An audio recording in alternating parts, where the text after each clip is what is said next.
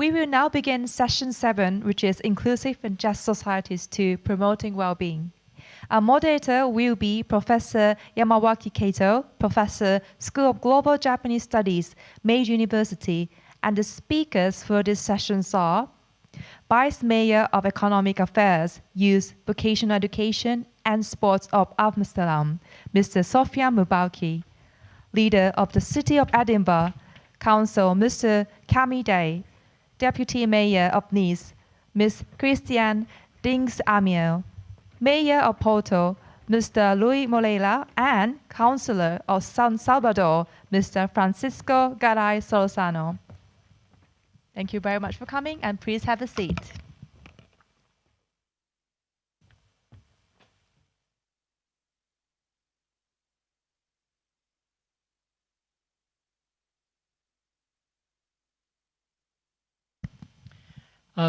Welcome to the session 7 on building inclusive and just societies.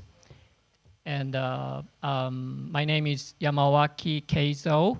I'm a professor of migration policy studies at Meiji University in Tokyo. I'm very happy to be here because I've been teaching and doing research on the issue of diversity, equity, and inclusion at my university. And I think the cities have a role, really a big role to play. Now, in this session, we focus on well-being. And according to the WHO, well-being is a positive state, especially experienced by individuals and societies. It's also goal 3 of the SDGs, and it's getting big attention for many countries these days, I think, including Japan. And in this session, we have 5 speakers, and we like to ask each city, each speakers to talk about their challenges, the challenges they face, as well as the measures they take to tackle those issues. And because of time limit, you have only 5 minutes for your presentation. And after the 5 presentations, I will make a short question, 1 or 2, to each speakers, probably for 3 minutes at the most. And I'd like to start now with the first speaker. I just had your name. We have a speaker from Amsterdam, City of Amsterdam, and Sofian, you have the floor.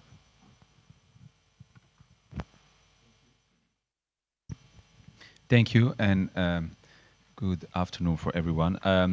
It's a big pleasure for me that I can share our story of the city of Amsterdam with all the people today.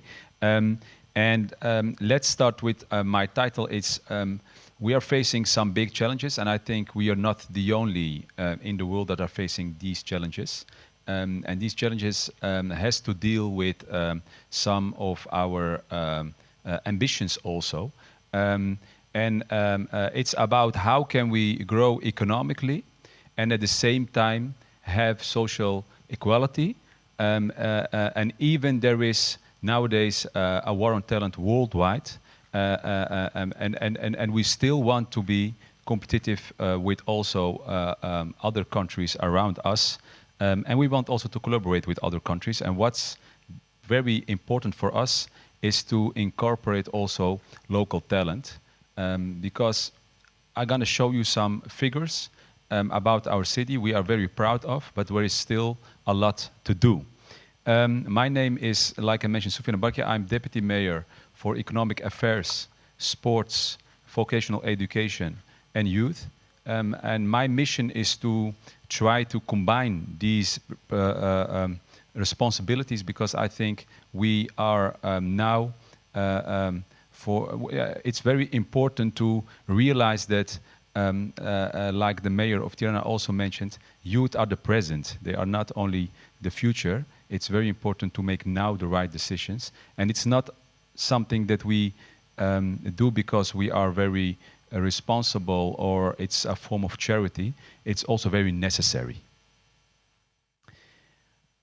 Let's start with something about the economy of the Amsterdam metropolitan area. We are doing well economically. If you compare our economy, almost 200 billion euro a year, you can compare it to other countries, and this is only the Amsterdam area. They're working 1.6 million working people in the region, 600,000 jobs, and we expect that to grow to 800,000. And we have a tight labor market. Our biggest sectors are the services and the ICT. And what we also see in our city and our area more abroad is that this wealth is not spread evenly across the region. So it's a very rich region, but we have also a lot of poverty. And that's something that we need to face. And it's also something that we need to solve if we look to our society and if we want to be an inclusive society, as we are try our best for. And these challenges are also very important for our business climate. If we look to the challenges that we have, then I can say that we are like many other countries, but I think that Japan has a similarity with us. We have we expect a growth in jobs, but also in aging population. So there is a mismatch. And we need to solve that, because it's something that we are aware of, because there is worldwide a war on talent. And we are very attractive for a lot of students from abroad, but there is a possibility that once we are not so attractive anymore, because other places will be also much attractive. Or today we had a news, a letter from our country. There is a new government in Holland, and the new government is not so into migration. So there is a problem if we want to stay competitive with other places that has also a startup ecosystem, and that's very welcoming to students from abroad. That is for us now very challenging, and that's why these challenges are not only about how can we make our economy stable, but it's also about how can we have a society that is also sustainable for the coming future. And if you look to these challenges, it's also about the society is moving towards tech. And it's also that a lot of disciplines in our society needs more tech. And at the same time, we have many courses who train for unemployment, because it's very hard to education systems to catch up what's happening in our business markets.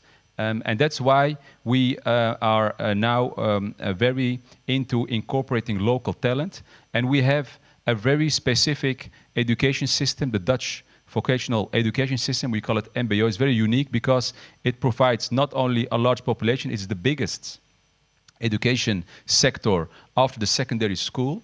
But it's also very unique because there is combined a school setting and more the practical setting in the workforce.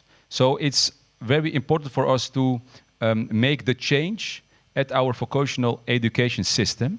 And if you look to the numbers, then you can see also that it's not only the biggest sector, it's also the sector without any international students. So our potential is over there, and it's also very important if we want to to ban out poverty, because a lot of youngsters who educate themselves into the vocational education system are not always from rich backgrounds. So for us, it's a very important sector. And if we look to what we are doing, our policy interventions is especially how can we make the businesses and these education systems, how can we let them meet each other to contribute into the future where there is, from both sides, enough insights to know what is the benefit that I can have as a business or as a training or a course. And what we did, we have signed with 40 companies, we signed about 4 things that we like to achieve with each other, and it's about creating enough positions, internship positions for the vocational education system. It's also about a fair economical compensation, and it's also about banning discrimination. And the last one, I don't want to forget them, is to better coach interns. And I want to end with, in my contact with all these companies, I want to emphasize them, this is not charity. This is about the future of your company, the future of the businesses that we have in our region. So if we don't do this, it will affect our business climate. And that's why also Her Majesty, the Queen, was present when we signed this letter together, because she's also seeing the big importance of these internships for our business climate and for our equality in Holland. Thank you. Thank you very much. Thank you, Sofiane, from the Vice Minister of Amsterdam. Thank you very much. Now we move on to the second speaker. Our second speaker is coming from Edinburgh, who is the leader of the City of Edinburgh Council. Camille, you have the floor. Thank you. Thank you. I suppose I'm here on behalf of the Cities Alliance, which is an alliance of the 8 cities across Scotland. That's Aberdeen, Dundee, Dunfermline, Glasgow, Inverness, Perth, Stirling, and of course the capital city of Edinburgh that I represent. And that's a combination of the key cities in Scotland that work together to support inclusive economic growth across the whole region. That's from the south of Scotland up to the north. And this slide just shows you a difference between my city of Edinburgh and the city of Dundee, for example, which is only an hour away. The difference in earnings is in about 20%. So you'd earn 20% more working in Edinburgh than you would an hour away in Dundee. And I'll touch a bit on poverty as we go through. Our government in Scotland has set child poverty as a key target for us. Our latest figures show that something like 24%, so nearly a quarter of children in Scotland, that's around 250,000, live in some element of poverty once we've dealt with housing costs. And that means that their income for that family falls well below the necessity for basic needs and to participate fully in society. That's 1 in 5 children. One in every 5 children across Scotland have some element of poverty. And in Glasgow, which is a larger city with over 1 million people in the city, it's something like 1 in 3. So 1 in every 3 children lives in poverty. And that for me underlines the real issues about poverty in Scotland and the need for us to have targeted interventions to address child poverty, to sustain Scotland's future and more importantly, to create jobs for the next generation of young people. This slide demonstrates the government's core principles as a national approach to poverty, and it's recognised across the different cities that there are different ways on how we will deal with this, but the Alliance brings together the UK government, the Scottish government and these cities to look at how we can work together. And I hope that the work we've done here at GNEX can help us learn into the future. And I'll just give a little overview of my own city in Edinburgh and some of the areas that we're taking forward, and then I'll touch on a Glasgow and Dundee model. So in Edinburgh, we have 4 approaches, which is to maximise income, to do everything we can to make sure that people who are on low income get all the benefits that are entitled to. And in Edinburgh, there's something like £80 million of unclaimed benefits that we need to get out the system into people's pockets. In terms of homelessness, we have around 5,000 homeless households. That's around 7,000 people every single day in Edinburgh is homeless. We need to end poverty. We've set a target of ending poverty in Edinburgh by 2030 with a population of just over 500,000. We have around 80,000 people in poverty, and a cash first approach, so that whenever we can get money into people's pockets to make them live better, we will. And I say all these things that Edinburgh is probably the most prosperous city in the UK out with London, but we still have issues of poverty to deal with. And poverty hits single people worse. It hits people with disabilities, people from the BME. And I know this because I did work with young people in BME communities in my past. And if you're a single parent who is disabled and from the BME community, the likelihood you will be in quite adverse poverty.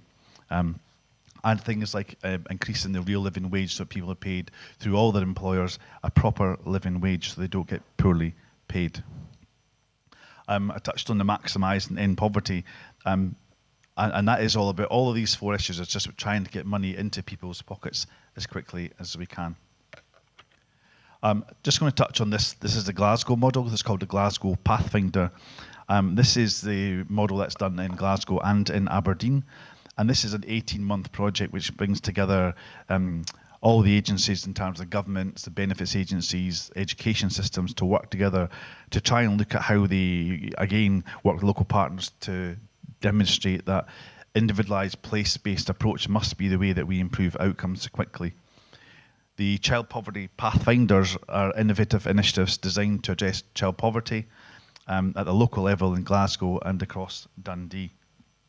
They are aimed at targeting support to families who are most at risk, but also driving systemic change in government to improve the whole system. Poverty and inequality are sadly prevalent in all of Scotland's cities. But however, in the 2 cities here, in Glasgow and in Dundee, the historical industrial legacy has resulted in continued poverties being left there. This model, the Pathfinder, is about reducing barriers to access and services by creating new routes, promoting joined-up services, and to allow families who experience child poverty no longer be affected by the fragmented provisions. And probably just in finishing, this model has 3 key themes. One is it should be a person-centred approach, in that the Pathfinder aims to provide a personal programme for every individual. There needs to be systemic change, that this model will challenge the continuation of government fragmentation and strive to create a joined-up provision where a family can receive a holistic support without being affected by government systems. And finally, that this is localised, that the Pathfinders operate at a local level, engage in local structures and local expertise, and importantly, local communities to learn from practice, to work in collaboration using a key worker model.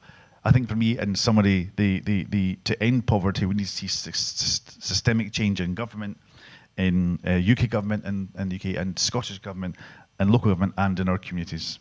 Thank you. Thank you very much. Thank you. And now move on to the 3rd speaker, who is the Deputy Mayor for International Relations of the city of Nice. Christiana, you have the floor. Thank you very much. Excellencies, ladies and gentlemen, Monsieur le Président, let me first express my heartfelt gratitude to our Japanese partner city, Tokyo, for inviting us. And let me pronounce also a special greeting to our partner city of Kamakura, because I see the Deputy Mayor of Kamakura, which is our sister city of Nice, and I'm very happy and very proud that you could assist to our speech. Thank you very much. Minasan konnichiwa. Bonjour tout le monde. So, fighting for inclusive and just societies, promoting well-being, is a priority of the Mayor of Nice. The municipality of Nice is determined to make our city a place where the well-being, is it going? It's nothing, doesn't work, no. The well-being of our citizens is an absolute priority. The target audiences of this policy are children and pregnant women, seniors, students, residents of disadvantaged neighborhoods, people with disabilities with a particular focus on mental health, isolated women, and victims of violence. Our vision for a flourishing city is based on a global approach to well-being integrating the physical, mental, and social health of each individual. This will be achieved through a number of structuring projects, and there are several ways for investing in well-being, and I will develop our program around 4 points. The first point is our physical health. In Nice, we are proud of our first-rate health infrastructure and our public health trails. We also invest in the creation of urban green spaces in public areas and in schools, which are being greened one after the other at an average rate of 20 green schools a year, providing opportunities for physical activity outdoors. We are encouraging an active and healthy lifestyle for all Nice residents. The best example, and you have here the photos, is the Promenade du Paillon project. A veritable urban forest will be the culmination of this trajectory, covering almost 20 hectares and combining vegetation, sport, and relaxation. You see here on the photo in the first one before, as it has been in 2008. And this was a good big and very ugly parking place, and we transformed it, the mayor of Nice transformed it, in an urban forest, which you see behind. Several axes of commitment structure this inclusive environmental health policy. So we don't have enough time that I develop everything, but when you have questions, you can ask them after. It is protection against endocrine disruptors. We say in Nice, no pesticide in public green spaces since 2008, zero plastic in collective gathering, up to 50% of organic food for children in school.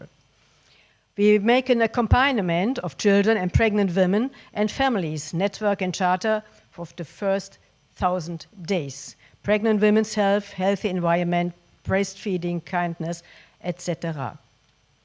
Prevention of screens and school harassment. We have also greening the territory, as you see here on the slides, against heat islands and noise, improvement of air quality. And we have the politic to say 1 child, 1 tree, and 1 tree per capitals. Nearly 100,000 trees will be planted in the next 5 years. We make the creation of shared gardens in schools and neighborhoods, development of low-carbon public transports, electric buses and trams, bike areas with low CO2 emissions. Encouragement of physical activity, like free programs for seniors, biking, gymnastics, and family sports sessions for €2. We know now that 20 minutes in contact with nature is enough for our bodies to regulate our stress level downwards. The second point is the mental health. Mental health is another major priority of Nice. We are committed to breaking down the stigma surrounding mental health problems and providing appropriate support to those who need it. As a city committed to the WHO's Healthy Cities program, we sit on the Vice Presidency to rethink our urban policies in the light of mental health. We work closely with mental health professionals, associations, and educators to create an environment conducive to the emotional and psychological health of our residences. The third point is the social health. We place social health at the heart of our municipal actions. We invest in creating welcoming public spaces with 189 green parks in every neighborhood, as well as meeting places that encourage social interaction and strengthen community ties.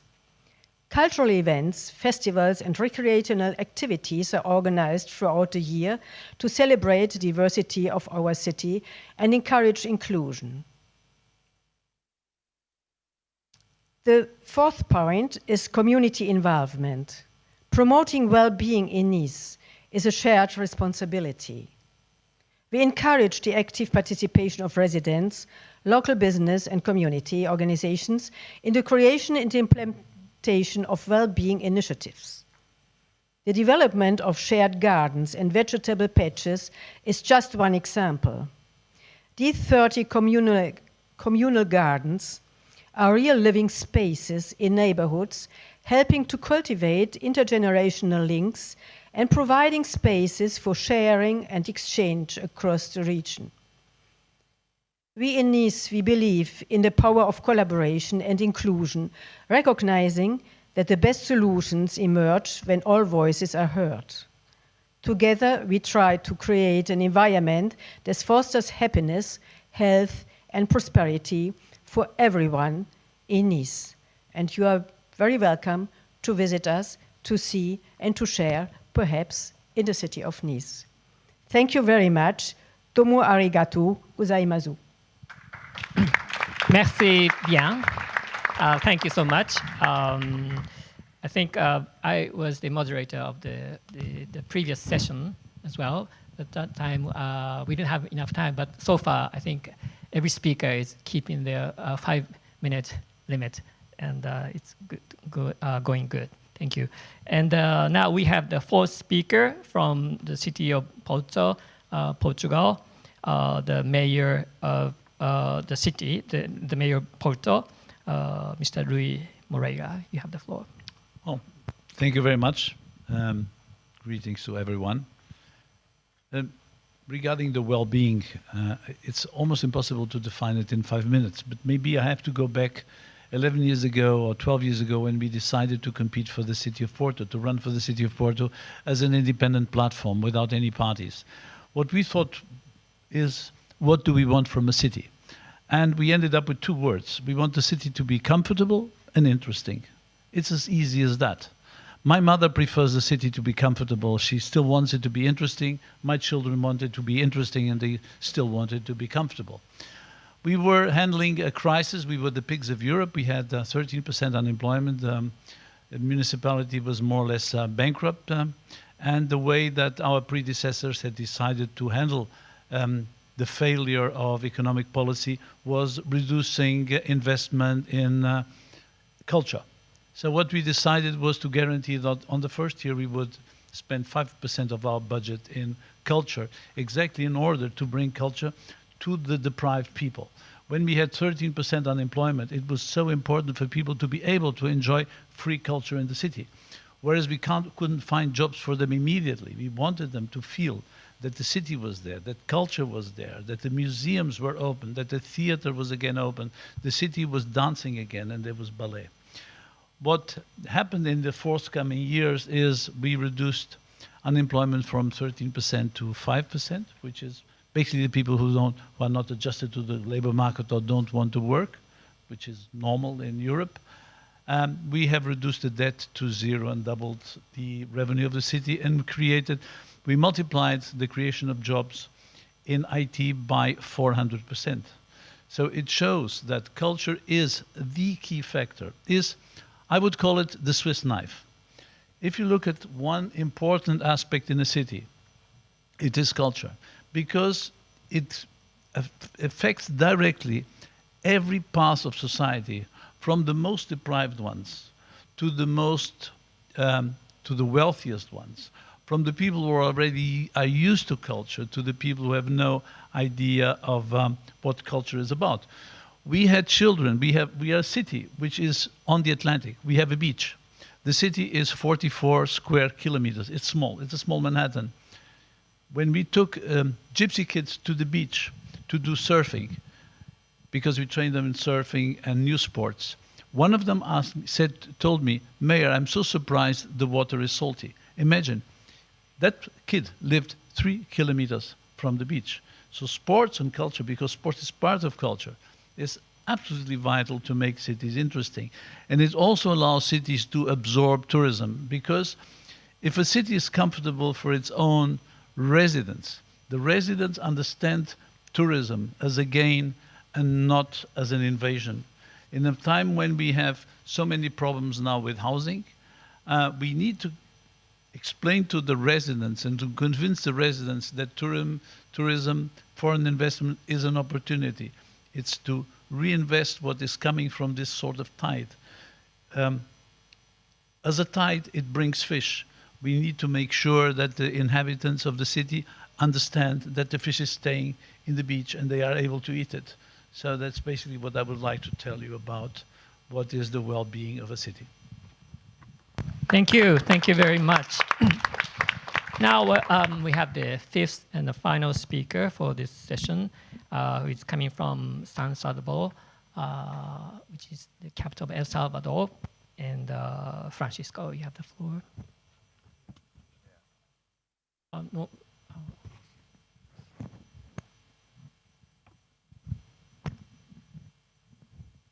Okay. Wait, I'm going backwards. We changed San Salvador. Okay. First of all, thank you, Professor Kizo. Greetings from the Mayor of San Salvador, Mr. Mario Duran. I would like to also thank the Metropolitan Government of Tokyo and the organizers for the invitation and the opportunity to share the experience of the historic downtown of San Salvador, a project that it's such an honor to share this space with you all. Talking about the historic downtown of San Salvador today is not the same as talking about the historic downtown of San Salvador 5 years ago. Of course, everyone will say that's why it's called historic downtown. But let me explain it. Let me explain a bit about it. Until 5 years ago, the historic downtown of San Salvador was a place that nobody, but absolutely nobody, wanted to visit. Why? Well, it was for various reasons.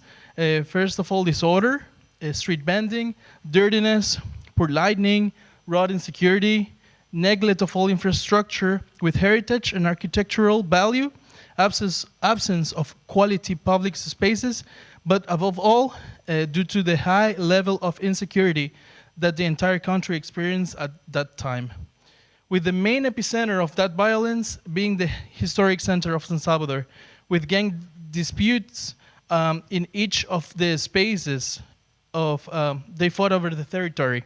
Fortunately, and thanks to a new vision of doing things, everything began to change in our country since President Nayib Bukele took the reins of a country, but also when he served as mayor of San Salvador from 2015 to 2018.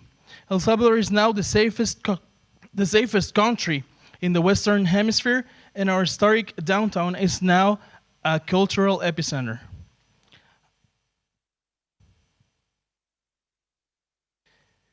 The historic downtown area of San Salvador is a multifaceted hub deeply significant to the city and the nation for several reasons. First of all, cultural significance. The historic downtown of San Salvador is a rich tapestry of the nation's culture, embodying the traditions and the contemporary expressions of its people. It houses numerous culturally important sites, including theaters, galleries, and churches, each telling part of the story of the city's past and present. The area also hosts vibrant festivals and markets where local crafts and culinary delights are showcased, acting as a living museum of Salvadorian culture. Historical importance. As the heart of the capital, this area is steeped in history with colonial architecture and landmarks that speak to the country's colonial past and its journey through the independence to the modern era. Buildings like the National Palace, National Theater, and the Metropolitan Cathedral not only serve as reminders of the past, but also as sites where key historical events have unfolded, shaping the nation's identity. Tourism hub. The historic downtown is a focal point for tourism in San Salvador, attracting visitors with its architectural beauty, historical depth, and cultural vibrancy. The historic downtown of San Salvador is now the second most visited destination by both national and foreign tourists. During holiday seasons, it welcomes over 500,000 people per week. That's a big deal comparing with the past, right? Center of innovation. In recent years, there has been a push to blend modernity with tradition in the historic downtown area, making it a breeding ground for innovation. This includes construction of new buildings and restoration of historic buildings with modern technologies and sustainable practices, as well as the introduction of new business models that incorporate traditional Salvadorian crafts and contemporary design. Such initiatives not only preserve the historical fabric of the downtown, but also infuse it with new energy and creativity. And obviously, as economic hub, the historic downtown serves as a vital center for both traditional and modern economic activities. This is a journey through time. San Salvador holds the title of the oldest capital in Central America, founded in 1525 by the Spanish brothers Gonzalo and Pedro de Alvarado. This city has a rich and diverse history reflected in its architectural and cultural traditions. The historic downtown of San Salvador, known locally as the Centro Histórico, has a rich and multifaceted history that spans several centuries, reflecting the broader socio-political and the economic narratives of El Salvador. You can see 19th century independence and growth, 20th century turmoil and development. The 20th century was a period of both growth and significant turmoil for San Salvador. Experience rapid urban expansion, and the downtown area became a bustling commercial hub. However, it also faced challenges, including earthquakes, fires, and political instability. The downtown area was a focal point during civilian Salvadorian civil war during 1980 to 1992, experienced damage and economic downturn. After the war, there was a little effort to revitalize and preserve the historic charm of the area, and the social needs of that time were not adequately addressed. This was one of the main reasons why much of the public space, streets, squares, parks, and sidewalks were taken by informal traders who migrated from the countryside to the city as a result of the war, seeking for opportunities and a better life. 21st century, the revitalization and preservation. In the last 6 years, significant efforts have been made to revitalize the historic downtown of San Salvador. Projects have been focused on restoring historical buildings, improving and reclaiming public spaces, constructing new infrastructure to accommodate vendors who were previously on the streets and in the squares, establishing a centralized office to streamline permits and investment, and of course, enhancing security to attract tourists and investment. These are some of the architectural gems that we have in historic downtown of San Salvador: the National Palace, El Rosario Church, El Calvario Church, New Public National Library, and also the Metropolitan Cathedral of San Salvador. This public space was totally difficult to visit in the past because of the violence I already talked about early. So these landmarks together tell the story of San Salvador's architectural evolution, from historical colonial influences through the modernist expressions, each adding a unique layer to the rich tapestry of the city's urban fabric. It has a cultural significance, as the San Salvador's historic downtown pulsates with a vibrant cultural life that it's integral to the identity of the city and its people. This area is not just a historical landmark, but a living, breathing, and center of Salvadorian culture. Here are some key points illustrating the cultural significance that I wanted to share with you: festival and events, the role in the local economy and social life, importance in national identity and heritage. Also, there has been in the recent years big efforts for transport and innovation as the human-centric vision of mobility. Now we can talk about mobility and sustainability in historic downtown, with public spaces recovered by pedestrians mostly, and also for diverse and different time of mobilization. Yeah. Are you okay? You can conclude. You can make a conclusion. Yes. Also, in the realm of innovation, we have an internet connectivity in public spaces, video surveillance, underground cabling, LED lighting, that has been like recovering all the efforts. Also, all the spaces. Also, we have challenges in renewal, urban challenges like all the cities around the world, efforts towards preservation and urban renewal, investment, and future projects planned for the area. Thank you, and welcome to El Salvador, land of hospitality. Thank you. Muchas gracias. Thank you. And now, 5 presentations are over now, and I'd like to ask you a few questions, one by one. And I'd like to start with Sofian. Actually, I have 2 questions. The first one is, you mentioned that your responsibilities, 4 responsibilities as the vice mayor, and you're trying to combine those 4. So I would like to ask you, what is the kind of good practice or model for combining those different responsibilities? That's my first question. And the second question is about the immigration. You mentioned that your national government is not promoting immigration, and you sounded like there's a kind of tension between the national government and the city level. And if you don't mind, I'd like to ask you, how you kind of solve this difference or tension. Yes, thank you. Let's start with the last question. It's about, that's also an example how cities like we are together here today can make also the difference, even if the government makes maybe other decisions. I think if we look to a city as Amsterdam, we are a very international city. Our citizens are we have 180 nationalities in our city.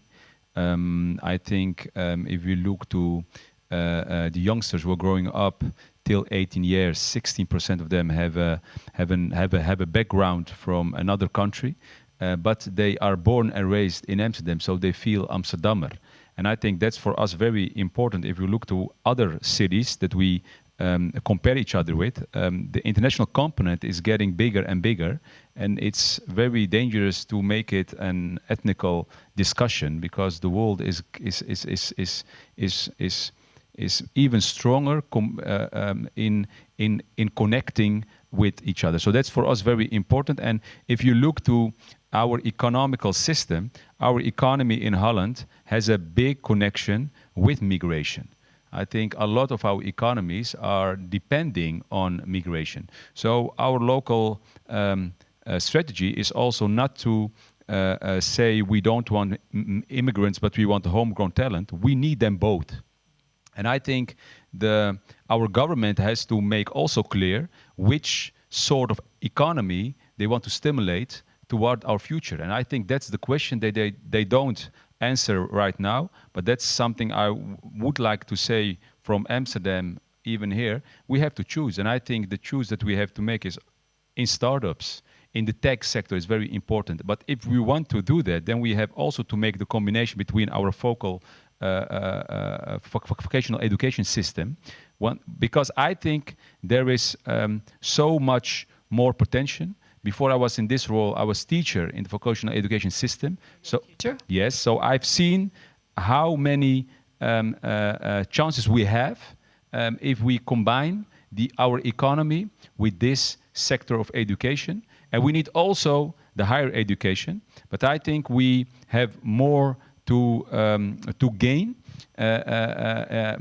if we don't take them together. So we are, I think, not only combining economy and education, but it's also about sports. Also, our sport is very inspiring for youngsters to do something in it, but everything needs more tech. And that's, I think, one of our missions in Amsterdam. How can we be, for the upcoming future, a good city for new innovations with high educated people?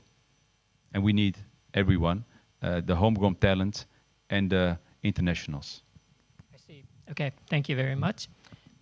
Now, Cami, you discussed mainly tackling the issue of poverty in your city as well as in your region. And you mentioned that 1 out of 3 or 5 children is in poverty. Is that what you said? Is it 1 out of 3 or 1 out of 5? One of them says Scotland target. I think it's 1 in 5, and 1 in 3 is 1 in 3 is Edinburgh, 1 in 5 is the Scotland average. Oh, I see. Okay. Now, my question is, you mentioned Cities Network Alliance, and you also mentioned the UK government and also Scottish government. And I wonder how those 3 layers, like the UK government and Scottish government and also cities, I wonder how those 3 actors work together or separately in promoting or tackling the poverty. I mean, maybe the simple answer is they probably don't work together, because the UK government's run by the Conservatives, the Scottish devolved government's run by a nationalist party, and the administration in Edinburgh is run by the Labour Party. So it's run by 3 different parties who, particularly 2 governments, don't work well together. You know, I mean, for example, the powers that get delegated from Scotland to local councils are none. So in Edinburgh, we have no tax raising powers apart from the council tax on your property. We've been working with the government for the last 10 years in Scotland to try and get a visitor levy, a tourist tax, and it looks like that might come, but that has taken 10 years of negotiations to get some powers to local authorities. So for me to try and respond to poverty by 2030, I need more tools at my hand. I need to be able to decrease rents and housing or cap them, but the legislation for that lies with the Scottish Government. We need to free up the £80 million of unclaimed benefits, but that sits with the UK government, so I don't have the power to give that money to people. And if these 2 powers were devolved to local government in Scotland alone, that would have a huge impact on poverty in Scotland. So for me, it is about the UK government and the Scottish governments working together to agree on certain policies. I said earlier about systemic change, so they need to change at government level so that in local government we have powers to put money into people's pockets and help them get out of poverty. I see. Thank you very much. And now, Christiana, you are the deputy mayor of Nice. You told me you're also a medical doctor, aren't you? And I wonder how being a medical doctor make a kind of impact on. I think you are a unique politician with 2 faces, and I'd like to ask you how this uniqueness has or has not helped you promote policies on social well-being. No, I think it is an advantage to have these 2 hats on the head, because I know what happens in the basis of population. And all my experiences I make every day as a doctor, I can bring it down in the city hall and say, yes, you said, for example, what you made in Edinburgh, politics, when politicians hear perhaps more the mayors, or hear perhaps more the basic, and not only, so we could make politics from the base to the heaven, I would say, and not from the heaven to the base. So it is more realistic, I think, and I can bring some realistic aspects to our politics. Okay, thank you very much.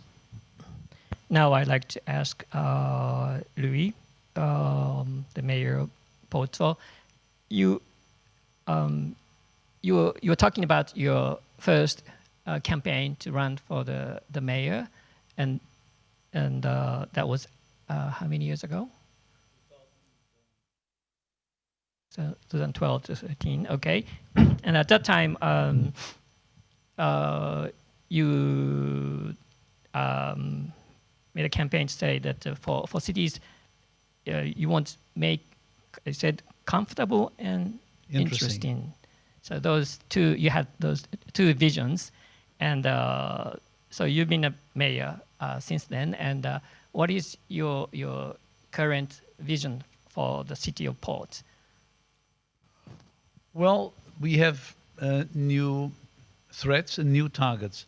First of all, since we had lost, in 40 years, we had lost 30% of our population, our problem was not the rents, it was to repair houses. Now what we have is an influx of people, Portuguese, foreigners, nomads, tourists, and of course the price of houses has gone up.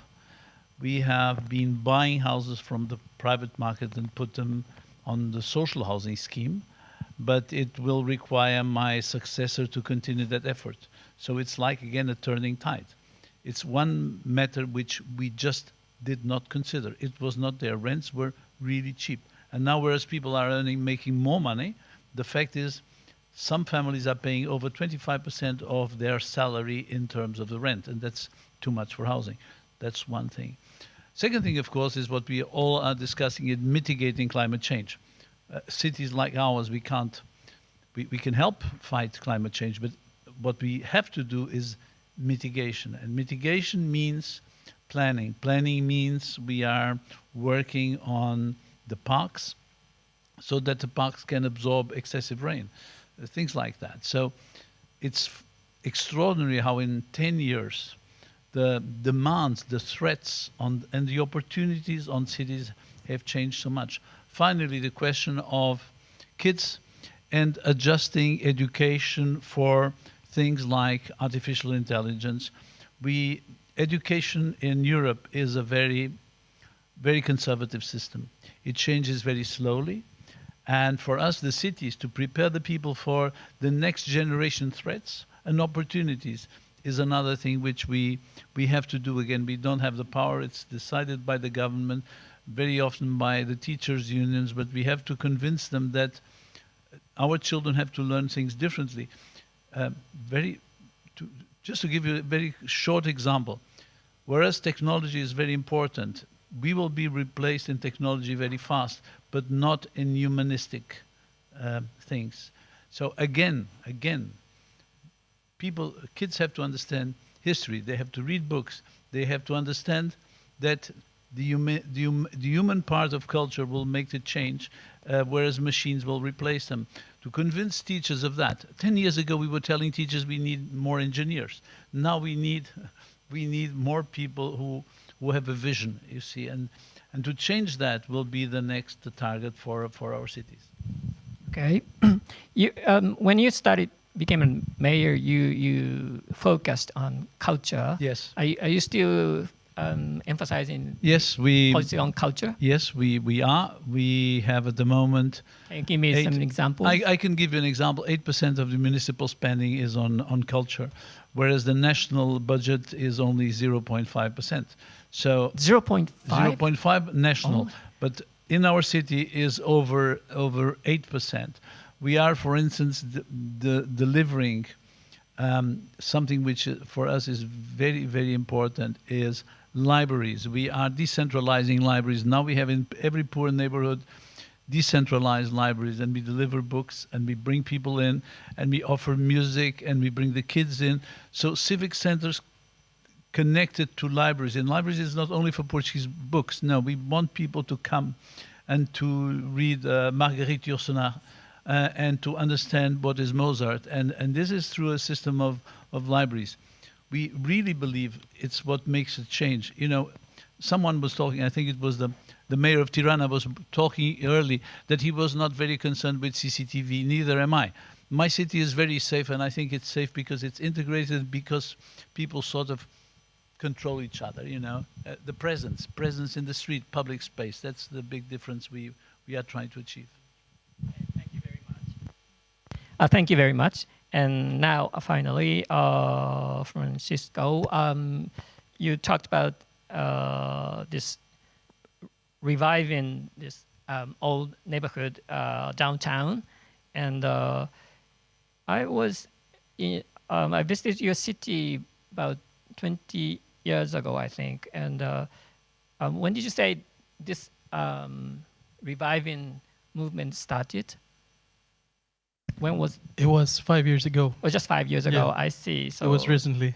Okay, and but you told us that there's a big change, a lot of change, and it's now one of the safest cities in the Western Hemisphere, and a lot of international travelers, tourists are also coming. And so I'd like to ask you, what are the challenges right now for you? Okay, well, first of all, now that we have solved the most big problem that El Salvador used to have by the leadership of the President Nayib Bukele, that was insecurity, we can, as local governments, start thinking about new projects, right? That's why historic downtown of San Salvador has become that example of succeed project that has been like keeping this vision of recovering public spaces as the importance of giving people what is for the people. I mean, we already talked about the importance of culture. That was one of the visions also for the mayor and the president. The culture is one of the most important things in our city hall. And also, the main challenge has been to demonstrate in such a short time that there can be substantial results in the process of recovery public spaces. And also, I agree with the mayor of Tirana, who said that the main challenge is changing people's minds. That's one of the biggest rewards that you can have as a public server, and make them feel part of the renewal processes, and also for these new years to come. Yeah. Okay, thank you very much. And I'm sure you have a lot more to talk about on this issue, but time has come, and we have to close now.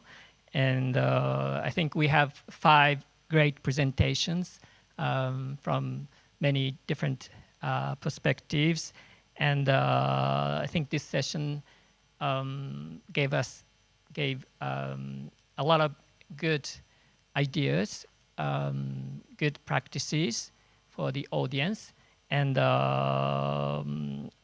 now I'd like to join me. I'd like the audience to join me in giving gratitude with a big applause, please. Thank you very much. Thank you very much. Thank you very much. Now we would like to take a photo with all the speakers and moderator once again. Would you please come forward and line up for the photo session? Thank you very much.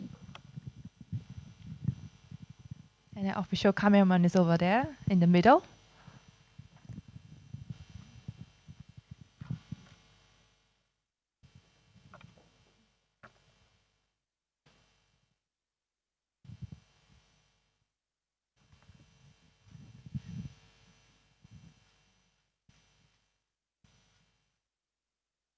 Is